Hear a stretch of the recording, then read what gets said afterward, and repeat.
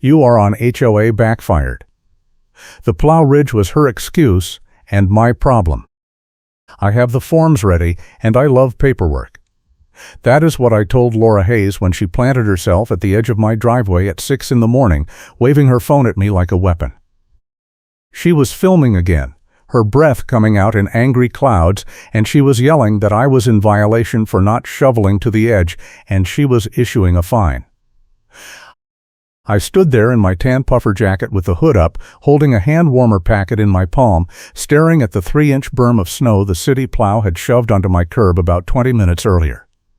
The snow was still falling, fat flakes drifting down and piling up faster than anyone could shovel. Laura did not care. She pointed at the berm and said I had until noon or the fine would double. I asked her how I was supposed to shovel faster than the plow was dumping snow. She said that was my problem, not hers, and she had all day, and so does her fine meter. I live in a neighborhood in Allentown, Pennsylvania, where the Parkside Snow Emergency Corridor Landing Association has turned winter into a full-time compliance nightmare. I work nights as a warehouse supervisor, which means I sleep during the day, and that schedule makes me an easy target. Laura Hayes is the Fines and Enforcement Coordinator, a role she invented for herself about 2 years ago, and she brags about her collection rate at every board meeting. The woman keeps a ring of keys on her belt that jangles loudly whenever she walks, and she uses that sound like a warning bell. You hear the jangle, you know Laura is coming to ruin your day. She has made it her mission to catch people in violations, and she does not care if the violation makes sense or if the weather is actively working against you. She just wants the fine. That morning she stood there filming me, narrating into her phone about snow depth and safety hazards, and I knew she was building a case. I also knew the forecast called for freezing rain by evening, and I needed the sidewalk safe before anyone got hurt. So I grabbed my shovel and started clearing the berm while Laura filmed the whole thing, making little comments about how I should have done this an hour ago. I did not argue. I just shoveled. The city plow came back through while I was working, dumped another 6 inches of slush right back onto the curb, and Laura actually laughed. She said that was a separate violation because now I had created a drainage hazard. I asked her how a city plow creating a berm was my fault. She said the HOA snow emergency rules made the homeowner responsible for all snow on the property line, regardless of source. Then she took a picture of the fresh berm, turned on her heel, and walked away with her keys jangling. 2 hours later, I found a door hanger on my front door. The paper was already soaked from the snow, edges curling, ink smeared, but still legible enough to see the fine amount and the deadline. It was dated and time-stamped for 7 in the morning, which meant Laura had printed it before she even confronted me. She had planned the whole thing. I took the hanger inside, photographed it under good light, and added it to the folder I had been keeping since November. That folder had 16 other notices, all delivered after storms, all with similar patterns. Laura would show up right after the plow went through, take pictures, issue a fine, and then disappear. If you fixed the problem, she would find a new one. If you challenged her, she would escalate. I had started keeping records in December after she tried to fine me for a water puddle that refroze on the curb. She claimed I caused it by shoveling incorrectly, even though the puddle was 20 feet from my driveway and directly under a broken streetlight that dripped meltwater. I took photos, submitted a dispute to the board, and Laura responded by sending an email blast to the whole neighborhood, framing me as the one resident who refuses winter safety. The email did not name me directly, but it described my property and my violation in enough detail that everyone knew who she meant. Neighbors started giving me looks. One guy asked me if I was trying to get someone killed. I explained the situation, showed him my photos, and he just shrugged and said Laura has the board backing her because they are afraid of her. That phrase stuck with me. The board will back me because they are afraid of me. Laura said it herself during a board meeting in January when someone tried to question her enforcement methods. She stood up, looked around the room, and said the board had given her authority to handle snow violations however she saw fit, and if anyone had a problem with that, they could take it up with the insurance carrier who required strict compliance. Then she smiled and said she had all day, and so does her fine meter. Nobody challenged her after that.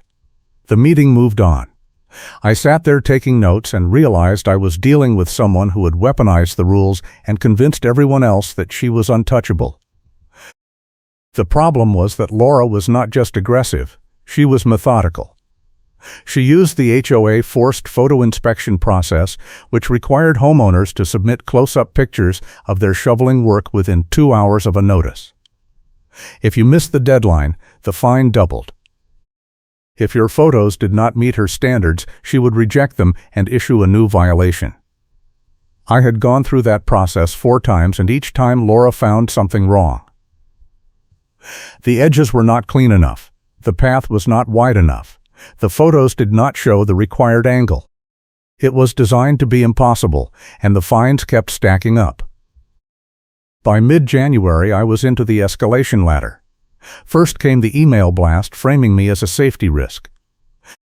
Then came an attorney letter, a dense 2-page document full of bluff language about liability and municipal code violations and the association's right to place a lien on my property if I did not pay immediately. The letter had no real legal teeth, just a lot of scary words designed to make me panic and write a check. I did not pay. Instead, I forwarded the letter to a lawyer friend who works in property law, and he told me the HOA was overreaching. He also told me that selective enforcement was a real problem, and if I could prove Laura was targeting me unfairly, I might have a case. That was when I started looking deeper. I filed a request with the HOA for all violation records from the past 2 years, citing my right as a homeowner to review association documents. The board stalled for 3 weeks, then sent me a partial file with half the pages redacted. I filed a second request, this time referencing the Pennsylvania Uniform Planned Community Act, and they sent me a slightly less redacted version. What I saw was stunning. Laura had issued over 200 snow violations in 2 winters, but the fines were not evenly distributed. About 30 homeowners had been hit repeatedly, while another 60 had never been fined at all. The repeat offenders were all people who had challenged Laura or the board in the past. The people with 0 violations were her friends and allies. It was textbook selective enforcement, and I had the receipts. But the records also showed something else. The fines collected did not match the amounts deposited into the HOA accounts. Over the 2-year period, Laura had collected about $48,000 in snow violation fines, but only $31,000 showed up in the financials. $17,000 was missing. I did not have access to the bank statements, so I could not prove where the money went, but the discrepancy was obvious. I printed everything, organized it into a binder, and decided I was not playing my hand yet. Laura thought that meant I had none, and I was fine with that. The second email blast came the next week. This one went out to the entire neighborhood and included a photo of my driveway with a red circle drawn around a small patch of ice near the curb. The email claimed I had created a slip hazard and refused to correct it, and it included a line about how the association was exploring all legal options to protect the community. My phone started buzzing within minutes. Neighbors calling to ask what was going on. A couple of people asking if I needed help. One woman saying she hoped I knew what I was doing because Laura does not back down. I thanked everyone, told them I had it under control, and kept building my case. Laura escalated again by calling different tow drivers like she was speed dialing chaos. I heard about it from my neighbor, a guy named Phil, who worked from home and saw everything that happened on the street. He told me Laura had called 3 different tow companies in one afternoon trying to get someone to tow my car for a snow emergency violation. The first 2 companies told her they needed police authorization. The third company sent a driver out to look, and Phil watched Laura argue with the guy for 10 minutes before he got back in his truck and left. Phil said the driver told Laura he was not hooking up a car that was legally parked unless a cop signed off. Laura was furious, but there was nothing she could do. The tow authorization slip became her new weapon.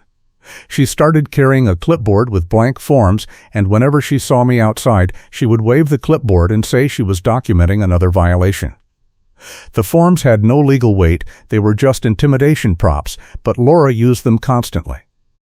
She would stand on the sidewalk, point at my driveway, make notes on the clipboard, and then take photos. The whole performance was designed to make me feel watched and harassed, and it worked. I started checking the street before I left the house. I started timing my shoveling to avoid her patrols.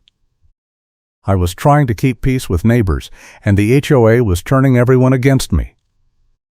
If you are enjoying this nightmare, hit that like button and subscribe for more HOA chaos. The breaking point came in early February during the first major set piece. The forecast called for 6 to 8 inches overnight, followed by a flash freeze. I knew Laura would be out early, so I set my alarm for 5 in the morning and got to work clearing the driveway and sidewalk before the sun came up. I finished by 6:30, took photos of the cleared paths, and went inside to grab coffee. That was when I saw Laura through the window. She was standing on the curb with a water bottle, and she was pouring water onto the street where my shoveling ended. I grabbed my phone, started recording, and watched her create a puddle, step back, and take photos of it. Then she walked up to my door and left another notice claiming I had caused a black ice hazard. I had her. The video was clear. You could see Laura pouring the water, you could see her take the photos, and you could see her place the notice. I saved the video, backed it up to 3 different places, and decided it was time to stop playing defense. I sent a copy to Phil, who agreed to be a witness if I needed one. I sent another copy to a board member named Greg, someone I knew was fed up with Laura's methods. Greg had been leaking me internal emails for weeks. Small things that showed how Laura operated and how the board enabled her. He was careful, never putting himself at risk, but he wanted someone to hold Laura accountable. When he saw the video, he called me immediately and said I needed to get this in front of the whole board before Laura could spin it. The problem was that Laura had already spun it. By the time I checked my email that afternoon, there was another blast from the association claiming I had been caught on camera creating dangerous conditions and failing to report a hazard. The email included a cropped photo of the puddle. No context, no explanation of how it got there, just a picture and a warning that enforcement action was imminent. I replied to the whole email chain with the full video attached, no commentary, just the file. Within an hour, my inbox was full of responses. Some people apologizing. Some people saying they knew something was off. A few people saying they had been targeted the same way and never had proof. Laura went silent for 2 days. No emails, no door hangers, no patrols. I thought maybe the video had scared her into backing off, but I was wrong. She was escalating in a different direction. On day 3, I got a certified letter from the HOA attorney, a formal demand for payment of all outstanding fines plus late fees and administrative costs. The total was over $6,000. The letter said I had 10 days to pay or the association would file a lien on my property and begin foreclosure proceedings.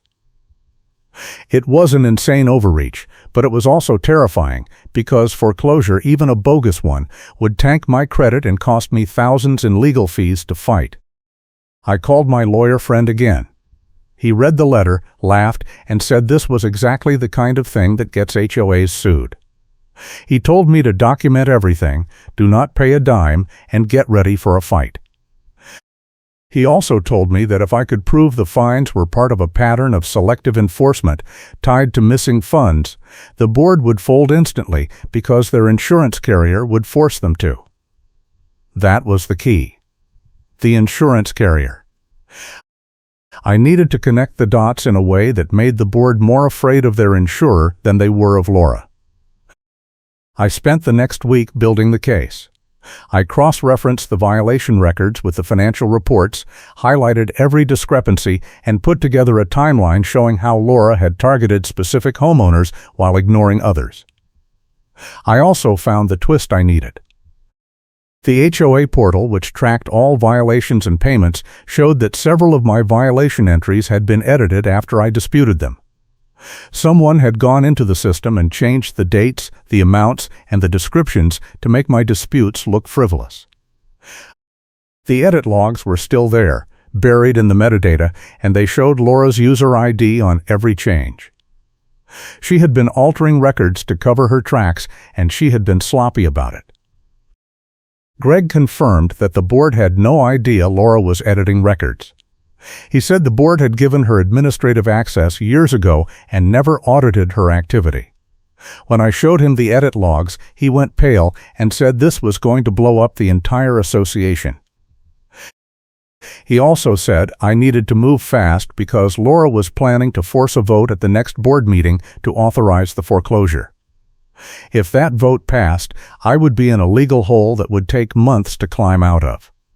The meeting was in 5 days. I decided to go nuclear. I compiled everything into a single document, a 40-page breakdown with exhibits, timelines, and highlighted discrepancies. I included the video of Laura pouring water, the edit logs, the financial records, and a summary of Pennsylvania law on selective enforcement. Then I sent it to 3 places at the same time. I sent it to the board. I sent it to every homeowner in the association via the neighborhood email list. And I sent it to the insurance carrier with a cover letter explaining that the HOA was engaged in fraudulent practices and selective enforcement that created massive liability exposure. That was my trump card, and I played it all at once so nobody could bury it. The response was immediate and chaotic. My inbox exploded with replies. Some people thanking me. Some people angry that I had aired dirty laundry. A few people saying they had been waiting for someone to stand up to Laura. The board went silent. No one responded to my email. No one called. It was radio silence for 2 days, and then Greg texted me and said the insurance carrier had contacted the board and demanded an emergency meeting. The carrier had reviewed my documentation, cross-checked it against their own records, and told the board that if they did not fix the compliance process and remove Laura from her role, they would issue a non-renewal warning within 30 days. Losing insurance would mean every homeowner in the association would have to find their own coverage, and in a neighborhood with ongoing liability issues, that would be nearly impossible. The second major set piece happened 3 days later, the night before the board meeting. I was clearing snow from my driveway after another storm when Laura showed up with her portable folding sign stand. She dragged it onto the sidewalk, unfolded it, and set up a handwritten poster that said something about violations and safety. I could not read the text from where I stood, but the intent was clear. She was staging a protest in front of my house, trying to intimidate me before the meeting. I kept shoveling. Laura started yelling, saying I was dumping snow illegally, that the berm I had created on the curb was blocking drainage and violated emergency access rules. I stopped shoveling and looked at the berm. It was the exact same berm the city plow had left 2 hours earlier. I told Laura that. She did not care. She pointed at the berm, called it illegal dumping, and said she was documenting it for the meeting. That was when Phil came outside. He walked over, looked at the berm, looked at Laura, and said he had watched the city plow create that berm and he would testify to it if needed. Laura turned on him and said he was interfering with HOA enforcement. Phil laughed and said he was not a member of the HOA enforcement team and she had no authority over him. Then he pulled out his phone and started recording. Laura saw the phone, saw Phil recording, and her face went red. She started yelling that we were harassing her, that we were creating a hostile environment, that she was going to file complaints with the police. Phil kept recording. I kept shoveling. Laura grabbed her sign stand, folded it up, and stormed off, keys jangling. The next morning I woke up to 3 missed calls from Greg. I called him back and he told me Laura had tried to get ahead of the meeting by sending her own email to the board and the insurance carrier. Her email claimed I had been harassing her, threatening her, and creating a hostile environment that made it unsafe for her to do her job. She included screenshots of emails, photos of my property, and a statement from another board member backing her up. Greg said the insurance carrier ignored it because they had already reviewed my documentation and made their decision. The board, however, was split. Half of them wanted to protect Laura, the other half wanted to avoid a non-renewal. The meeting was going to be a disaster. I showed up to the meeting early and set up my laptop with printed copies of everything I had sent. The meeting was held in the community center, a small room with folding tables and harsh fluorescent lights. About 40 homeowners showed up, way more than usual, and the energy was tense. Laura was already there, sitting in the front row with her clipboard and her key ring, glaring at anyone who looked at her. The board sat at the head table, looking uncomfortable. Greg was there, avoiding eye contact with Laura. The board president, a retired guy named Tom, called the meeting to order and said they had a lot to cover. Tom started by addressing the insurance situation. He said the carrier had raised concerns about the HOA compliance process and had requested a full audit. He did not mention Laura by name, but everyone knew what he meant. Then he opened the floor for comments. I stood up first. I kept it simple. I said I had been targeted with selective enforcement, I had proof, and I had shared that proof with the board and the carrier. I said the missing funds and altered records were evidence of a deeper problem, and I asked the board to take immediate action to protect the association. I did not attack Laura directly. I did not need to. The facts spoke for themselves. Laura stood up next. She said I was lying, that I had fabricated evidence, that I was a disruptive resident who refused to follow basic safety rules. She said the board had always backed her enforcement work and she expected them to continue doing so. Then she looked around the room and said the board will back me because they are afraid of me. The room went silent. Someone in the back laughed. Laura realized what she had said and tried to backtrack, but it was too late. The boomerang line had come back to bite her. Another homeowner stood up, a woman named Janet who lived 2 streets over. She said Laura had fined her 8 times last winter for violations that did not exist, and she had proof because she had kept every notice and taken photos after each one. Janet held up a folder and said she was filing a formal complaint with the board. Then another resident stood up. Then another. Within 10 minutes, 6 people had come forward with similar stories. The board looked panicked. Tom tried to regain control, but the room had turned. People were angry. They wanted answers. They wanted accountability. And they wanted Laura gone. That was when the petition came out. Phil had been quietly collecting signatures for 2 weeks, and he had over 100 names from homeowners who wanted the board to remove Laura from her role and conduct a full financial audit. He walked to the front of the room, handed the petition to Tom, and said the neighborhood was forcing a vote during the meeting under the association bylaws. The bylaws allowed for emergency votes if 20% of homeowners signed a petition, and Phil had twice that. Tom had no choice. He called for a vote on whether to suspend Laura pending an audit and investigation. The vote was not close. Out of 40 homeowners present, 37 voted to suspend Laura. 2 abstained. 1 voted against. Laura sat there, stunned, her clipboard on her lap and her keys silent. Tom announced that Laura was suspended effective immediately, that the board would hire an independent auditor to review the financials and the compliance process, and that the results would be shared with all homeowners within 60 days. He also said the board would cooperate fully with the insurance carrier to address any liability concerns. Then he adjourned the meeting. Laura did not leave quietly. She stood up, looked around the room, and said this was not over. She said she had documentation proving every fine was justified and she would fight the suspension.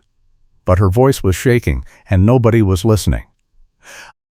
People were already getting up, putting on coats, talking to each other. Laura grabbed her clipboard and her sign stand and walked out, keys jangling one last time. I watched her go and felt a weight lift. It was not done yet, but the power had shifted. The final showdown happened a week later, and it did not happen in a boardroom. It happened on a police cruiser hood where the report got written in the cold. I had filed a complaint with the Allentown Police Department about Laura altering HOA records and potentially misappropriating funds. The officer assigned to the case, a detective named Rodriguez, asked me to meet him at my house to go over the evidence. I brought the binder with all the documentation. He brought a laptop and a notepad. We stood at the back of his cruiser while snow fell around us and I walked him through everything. The altered records, the missing funds, the selective enforcement, the video of Laura creating a fake violation. Rodriguez took notes, asked clarifying questions, and said he would forward the case to the district attorney for review. He also said that even if criminal charges were not filed, the evidence I had provided would be enough to support a civil case if the HOA or any homeowners wanted to pursue one. He told me to keep copies of everything and to stay in touch with the auditor the board had hired. Then he got in his cruiser and drove off, and I stood there in the snow feeling like I had finally crossed the finish line. The audit results came back 6 weeks later. The auditor confirmed that $17,000 in fine revenue was unaccounted for, that Laura had altered records to hide discrepancies, and that the enforcement process had been applied selectively in a way that violated the association bylaws and state law. The auditor recommended that the board terminate Laura immediately, refund all disputed fines, and implement a new compliance process with oversight and transparency. The report also noted that the insurance carrier had been copied on all findings and had issued a formal warning that coverage would be non-renewed within 30 days unless the board implemented the recommended reforms. The board caved. They had no choice. The insurance carrier made it clear that losing coverage would expose every homeowner to individual liability, and that was a risk no one was willing to take. Tom called an emergency meeting, presented the audit findings, and announced that Laura had been told to step down and she cannot spin it. She was out. The board also announced that all fines issued under Laura's enforcement process would be reviewed, and any homeowner who had been unfairly targeted would receive a full refund. They apologized to the neighborhood, promised to do better, and said they were hiring a professional management company to handle compliance going forward. Laura tried to fight it. She hired a lawyer and sent a letter to the board claiming wrongful termination and demanding severance. The board ignored her. She sent another letter threatening to sue for defamation. The board forwarded it to their attorney and let him handle it. Laura's lawyer eventually dropped the case when he saw the audit report and realized there was no defense. Laura disappeared from the neighborhood after that. I heard she moved to a different part of town, but I never saw her again. The insurance carrier followed through on the audit and cleanup. The board implemented new rules requiring all fines to be reviewed by a committee before they were issued, all financial records to be audited quarterly, and all enforcement actions to be documented with photos and timestamps that could not be altered. The HOA compliance process was audited and cleaned up, and for the first time in years, people felt like the rules were being applied fairly. I got my refund 3 months later, a check for the full amount of all the fines Laura had issued, plus interest. I deposited it, updated my files, and closed the binder I had been carrying around since November. The neighborhood settled into a new normal. People were friendlier. The paranoia was gone. Phil and I became good friends. Greg stayed on the board and pushed for more transparency. Things were not perfect, but they were better. The whole experience taught me that keeping records matters. Knowing your rights matters, and sometimes the only way to deal with a bully is to build a case so airtight that no one can ignore it. Laura thought she was untouchable because the board was afraid of her, but fear is only power if people let it be. The moment we stopped being afraid and started holding her accountable, the whole system collapsed. I hope you got a laugh out of the chaos.